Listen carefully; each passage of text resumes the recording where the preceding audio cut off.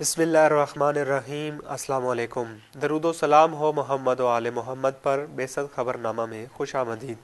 28 जून 2021 की मुल्की और आलमी खबरों के साथ मैं हूं असद अब्बास। सबसे पहले नज़र डालेंगे आज की अहम खबरों पर। वज़ीर आला पंजाब उस्मान बुज़दार का कहना है कि जौहर टाउन धमाके में मुल्क दुश्मन एजेंसियां बराह रास्त मुलव्वस हैं। भारत के गैर कानूनी जेर कब्जा जम्मू कश्मीर में नामालूम मुसल्लह अफराद ने जिला पुलवामा में एक स्पेशल पुलिस अफसर, उसकी बीवी और बेटी को हलाक कर दिया।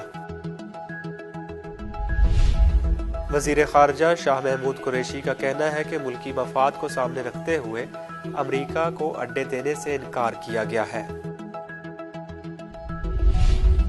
अमरीका ने दावा किया है कि उसने इराक और शाम की मुश्तरका सरहद पर इराकी मुजाहमती ग्रुपों से ताल्लुक रखने वाले 3 अहदाफ पर फजाई हमले किए हैं। कताइब सईदुश्शुहदा ने ऐलान किया है कि अब से हम अमरीका के साथ अलल ऐलान जंग में हैं और अब हम इराक में अमरीकी जहाज़ों को निशाना बनाएंगे। उस्ताद मोहतरम हुज्जतुल इस्लाम वल मुस्लिमीन सैयद जवाद नकवी हफ़िज़हुल्लाह ने इज्तिमा से खिताब करते हुए फरमाया है कि औरत हिजाब से अपनी हुर्मत का तहफ़्फ़ुज़ करे। उसे हक नहीं पहुँचता कि वो अपने आप को नुमाइशी और मताए बाजार बनाए। ये हकीकत है कि बावकार लिबास में जिनसी गराइज़ के उभरने का इम्कान बहुत हद तक कम हो जाता है। भारत ने गैर कानूनी तौर पर अपने जेर कब्जा जम्मू कश्मीर में लद्दाख खित्ते के एक इलाके में कम अज कम 50,000 इजाफी फौजी तैनात कर दिए हैं। तालिबान ने अफगानिस्तान के कई शहरों पर कब्जा करने के बाद वहां के मकीनों से भत्ता लेना शुरू कर दिया है। दाइशी दहशतगर्द गिरोह ने इराक के मुकद्दस शहर सामर्रा के एक पावर स्टेशन पर रॉकेटों से हमला किया है। रूस में कोरोना वायरस की भारतीय किस्म डेल्टा से कोरोना के फैलाव में तेजी आ गई है और 24 घंटों में 20,538 केसेस रिपोर्ट हुए हैं। आज से तुर्की और अजरबैजान की मुश्तरका जंगी मशकें शुरू हो गई हैं। टैंकों, हेलीकॉप्टरों और ड्रोन तैयारों की मदद से ये मशकें अजरबैजान में जारी हैं।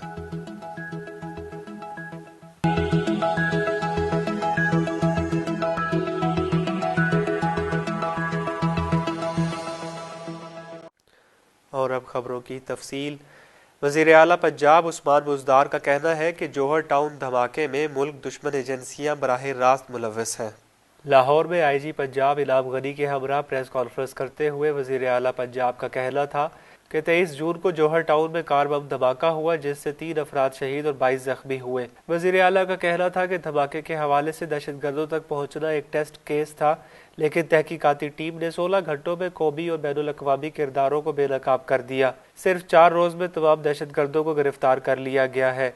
रैकी करने वाले दहशतगर्दों को भी गिरफ्तार किया गया, जो पंजाब हुकूमत समेत तमाम इदारों की कामयाबी है। वज़ीर आला का कहना था कि जौहर टाउन धमाके की दहशतगर्दी में दीगर ममालिक शामिल हैं जिन्होंने माली मुआवनत दी। वाक़े में मुल्क दुश्मन एजेंसियां बराह रास्त मुलव्वस हैं।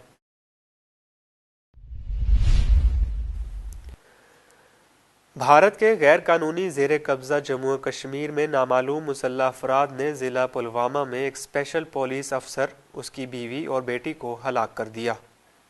कश्मीर मीडिया सर्विस के मुताबिक मुसल्लह अफराद ने गुज़श्ता शब जिला के इलाके उन्तीपुरा में उनकी रिहाइश गाह पर उन्हें गोलियां मारकर हलाक किया। एक सीनियर पुलिस अफसर ने दावा किया है कि हमला आवरों ने SPO फयाज अहमद की रिहाइश गाह में दाखिल होकर उन्हें गोलियां मार दी, जिससे फयाज मौका पर ही जाँ बहक हो गए, जबकि उसकी बीवी राजा बेगम और बेटी रफिया अस्पताल में दम तोड़ गई। भारतीय फौजियों और पुलिस एहलकारों ने इलाके में तलाशी और मुहासरे की कार्रवाई शुरू की है, जो आखिरी इत्तलाआत मिलने तक जारी थी। उधर भारतीय फौजियों ने जिला बडगाम के मुख्तलिफ इलाकों में भी तलाशी और मुहासरे की कार्रवाइयाँ शुरू की है। कौमी दारुल हुकूमत दिल्ली में वज़ीर आज़म नरेंद्र मोदी के साथ हुई जम्मू और कश्मीर के मेन स्ट्रीम रहनुमाओं की मुलाकात के बाद ये हलाकतों का सबसे बड़ा वाक़या है।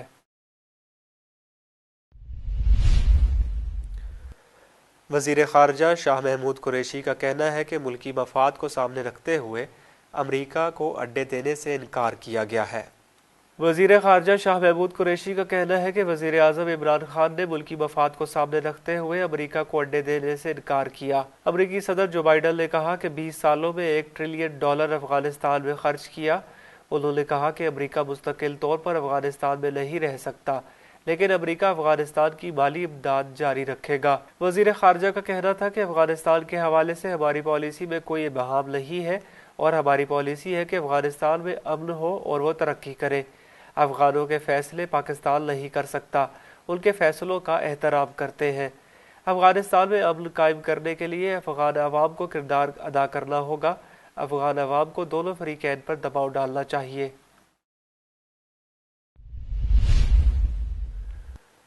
अमरीका ने दावा किया है कि उसने इराक और शाम की मुश्तरका सरहद पर इराकी मुजाहमती ग्रुपों से ताल्लुक़ रखने वाले 3 अहदाफ पर फ़ज़ाई हमले किए हैं। पेंटागन के प्रेस सेक्रेटरी जॉन किर्बी ने इतवार के रोज एक बयान में इन हमलों का ऐलान करते हुए कहा है कि फजाई हमलों के जरिए शाम में 2 मकामात और इराक के एक दूसरे मकाम पर सरहद के करीब हमला किया है। उन्होंने कहा कि ये हमले सदर बाइडन की हिदायत पर हुए हैं और उन्होंने इल्जाम लगाया कि उन्होंने मुतअद्दिद ग्रोहों के जरिए अमरीकी फौजियों के खिलाफ इस्तेमाल की जाने वाले आलात को निशाना बनाया है। तर्जुमान ने दोनों ग्रोहों को कताइब हिज़्बुल्लाह और कताइब सैयद शुहदा के तौर पर मुतय्यन किया। उन्होंने कहा कि इन अहदाफ का इंतखाब इसलिए किया गया है कि यहाँ से इराक में अमरीकी एहलकारों और सहूलियात के खिलाफ ड्रोन्स हमलों का इस्तेमाल किया जाता है। इसी इस्लाह में शाम के अल अखबार न्यूज़ चैनल ने इतला दी है कि फ़ज़ाई कार्रवाई ने मशरक़ी सूबे धीरज जोर में एक वाक़े मुकम्मल शहर को निशाना बनाया है। चैनल के मुताबिक बड़े धमाकों ने मुश्तरका सरहद के साथ वाक़े इलाकों को हिलाकर रख दिया है। शाम की सरकारी खबर रसाई एजेंसी के एक रिपोर्टर ने बताया कि अमरीकी जंगी तैयारों ने पीर की सुबह के वक्त भूकमाल के मज़ाफ़ात में मकानात को निशाना बनाया, जिसकी वजह से एक मासूम बच्चा जाँ बहक और 3 दीगर शहरी जख्मी हुए।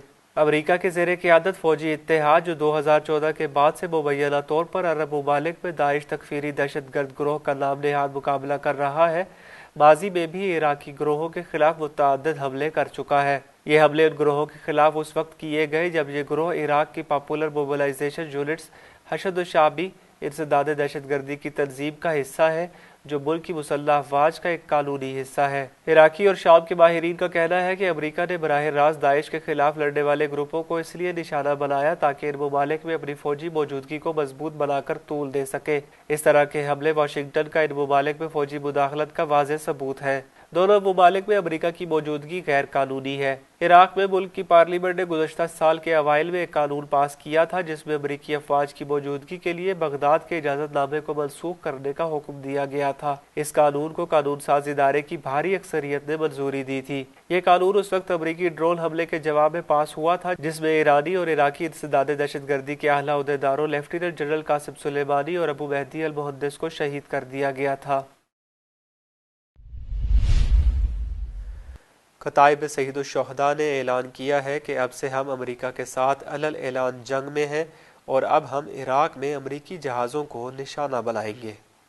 बैनुल अक़वामी खबर रसा इदारे के मुताबिक अमरीका ने इराक और शाम की मुश्तरका सरहद पर मुज़ाहमती ग्रोहों को निशाना बनाया है। इराकी मीडिया के मुताबिक इस हमले के नतीजे में 4 अफराद शहीद हो चुके हैं। इस हमले के नतीजे में कताइब सैयद शुहदा की तरफ से जारी बयान में अमरीकी फौजियों को मुखातिब करके कहा गया है कि पनाहगाहों में छुप जाओ कि तुम्हारे अड्डे हमारे रॉकेटों की जद में हैं और हम अपने शहीदों के खून का बदला जरूर लेंगे। मज़ीद तफसीलात के मुताबिक कताइब सैयद शुहदा के जारी करदा बयान में यह भी कहा गया है कि अब से हम अमरीका के साथ अलल ऐलान जंग में हैं और अब हम इराक में अमरीकी जहाज़ों को निशाना बनाएंगे। मुकावमती गिरोह की जानिब से एक वीडियो भी मंजर आम पर आई है जिसमें कहा गया है कि हम पूरी ताकत से हमला करेंगे और अब तुम वो चीजें देखोगे जो मैदान जंग में पहले मंजर आम पर नहीं आई। याद रहे कि पेंटागन के प्रेस सेक्रेटरी जॉन किर्बी का कहना है कि ये हमले सदर बाइडन की हिदायत पर किए गए हैं। उस्ताद मोहतरम हुज्जतुल इस्लाम वल मुस्लिमीन सैयद जवाद नकवी हफ़ज़हुल्लाह ने इज्तिमा से खिताब करते हुए फरमाया है कि औरत हिजाब से अपनी हुर्मत का तहफ़्फ़ुज़ करे।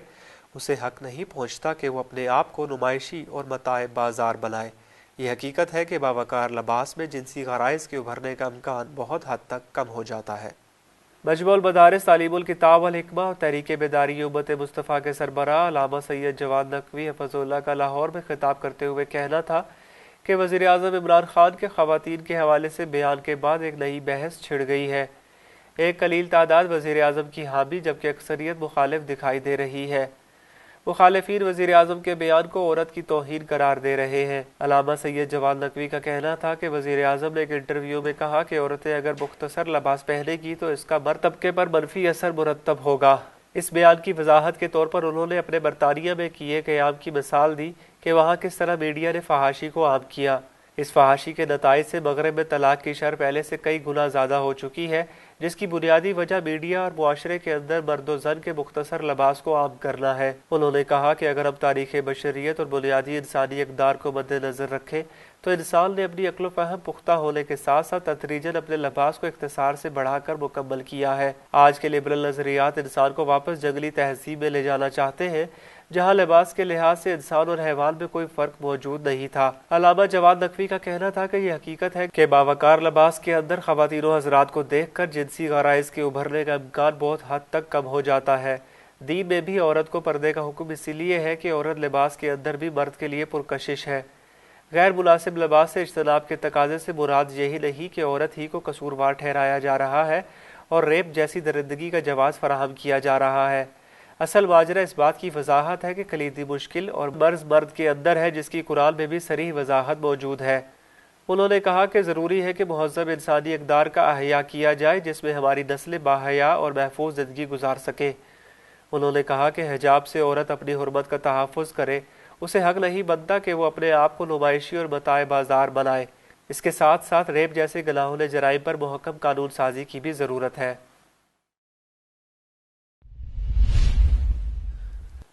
भारत ने गैर कानूनी तौर पर अपने ज़ेर कब्ज़ा जम्मू कश्मीर में लद्दाख खित्ते के एक इलाके में कम अज़ कम 50,000 इजाफी फ़ौजी तैनात कर दिए हैं।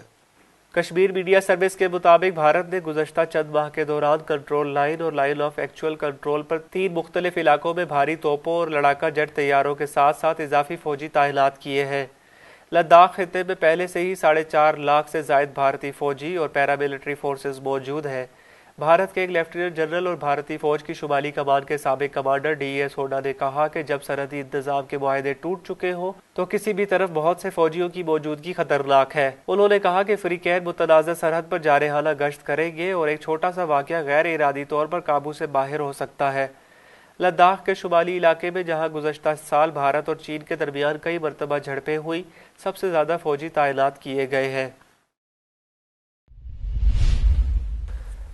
तालिबान ने अफगानिस्तान के कई शहरों पर कब्जा करने के बाद वहां के मकीनों से भत्ता लेना शुरू कर दिया है।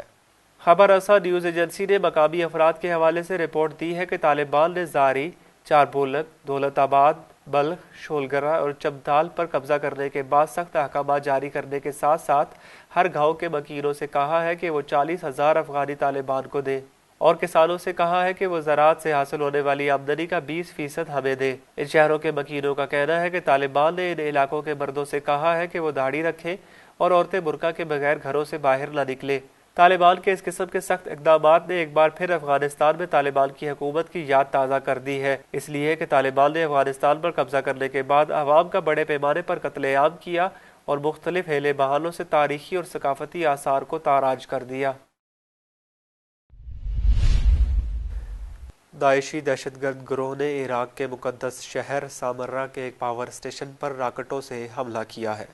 इराक की वजारत बिजली ने अपने फेसबुक पेज पर ऐलान किया है कि इस शहर में वाक़ सलाहुद्दीन पावर स्टेशन को रॉकेटों से निशाना बनाया गया, जिससे पैदावारी यूनिट के कुछ हिस्सों को शदीद नुकसान पहुंचा है, जबकि दाइशी दहशतगर्द गिरोह ने हमले की जिम्मेदारी कबूल की है। सामरा में हमले के बाद मशरकी सूबा दयाला से मशरकी बगदाद तक बिजली की मुंतकली की लाइन के साथ मुतअद्दिद इराकी बिजली ब्रिजों को भी धमाकों से नुकसान पहुंचा, जिसके नतीजे में उनके इलाकों में बिजली बंद हो गई। इस रिपोर्ट के मुताबिक ये हमला सूबा दयाला के जनूब मगरबी हिस्से में बाकूबा जिला के खान बनी साद के करीब किया गया। दरियासना इराक की बरकी वजारत के मीडिया ताल्लुकात के दफ्तर ने भी इस रॉकेट हमले की खबरों की तस्दीक की है।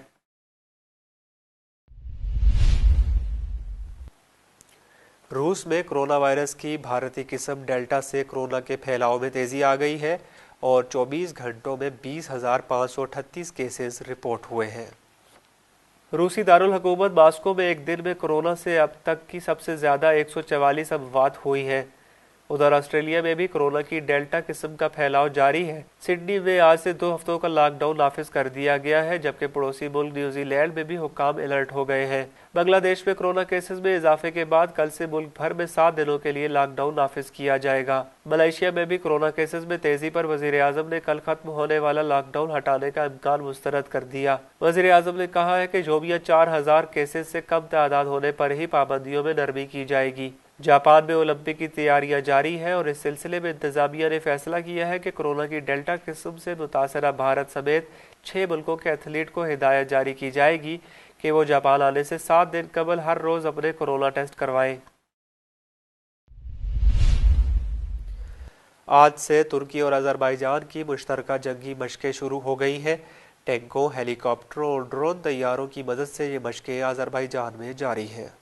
तुर्की और अजरबैजान एक बार फिर मुश्तरका फौजी मशकें कर रहे हैं।